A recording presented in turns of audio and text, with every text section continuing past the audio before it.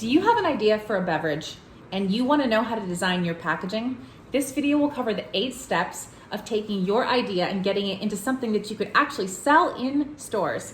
So first and foremost, you talk to your contract manufacturer and you ask them about their capabilities, because a contract manufacturer is a factory and they run everything on a specific system. So they will be already running certain sizes and volumes of cans, and you need to do something within their current capacity. So it could be an 8-ounce slim can, it could be a 16-ounce large can. You want to ask them what the options are. Step number 2 is pick something within their capabilities. So you're going to eliminate the other options and pick what's right given your intended product and who you're going to be selling it to. Once you have that identified, you're going to send an email to your packaging company, which is step number 3, and ask them for a quote. There are companies like Crown and Ball, which are the largest American can manufacturers out there, and you'll probably see on most cans that you purchase, there's a little symbol on the very side there that indicates who made that can. But there are other smaller can manufacturers, and if you can't afford to work with those large companies because they don't offer credit, you can also work with a broker like Berlin that can help you to manage the minimum order quantities, and you can reach out to me and I'll give you a contact for where you can get a quote if you're working on your project. But again, you ask your packaging company for a quote and they will send you, step number 4, samples. You're going to want to get samples to yourself as well as to your factory that will manufacture the product to make sure that they can handle and use both the lid and the can that they will be sending to them. And you can see it's kind of interesting that this is how it's shipped to them in 2 separate pieces, and your contract manufacturer will actually have to seal them in the manufacturing process. So once you've confirmed that this is the can you want, your factory confirmed that they can use it, you're going to next ask for the packaging die line and begin your artwork. So a die line is basically a printed or a flat file, a PDF or an AI file that shows you the printable area of the can that you're going to make. So this is a great example that if you were to have a 16-ounce can, you can see here that this is the volume that goes around there. So this is exactly what a die line would look like. It's unprinted, and you basically add your artwork to that thing. And so once you're done with that, designing your artwork, you're probably going to want to also talk to your packaging company and see what types of print finishes do you want. Do you want glossy? Do you want matte?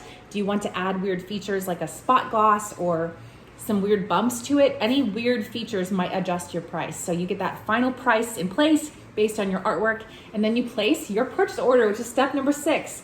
That's the exciting part of the process, because your idea is like real. The moment the money leaves your account, like you know you're in it to win it. So you place your purchase order, and that brings you to step number 7, which is that can company is going to send you printed samples as well as digital samples. And the digital ones come first. So they show you a digital proof and says, hey, you sent us this artwork. This is what we think we're supposed to print. Can you confirm? And they say, yes. You say, yes, that's what I want you to go to print with.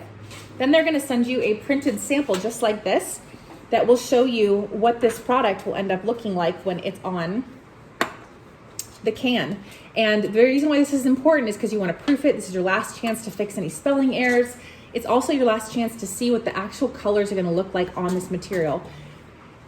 Most people don't realize that when you design something on a computer, that the colors that you see on that screen is not going to look the same when you print something on a box, when you print it on tin or glass. So you want to really be aware of what the colors and the design is going to look like on the material that you're planning to print it on.